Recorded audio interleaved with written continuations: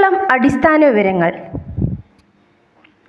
വിസ്തീർണം 38,863 ചതുരശ്ര കിലോമീറ്റർ. തലസ്ഥാനം തിരുവനന്തപുരം.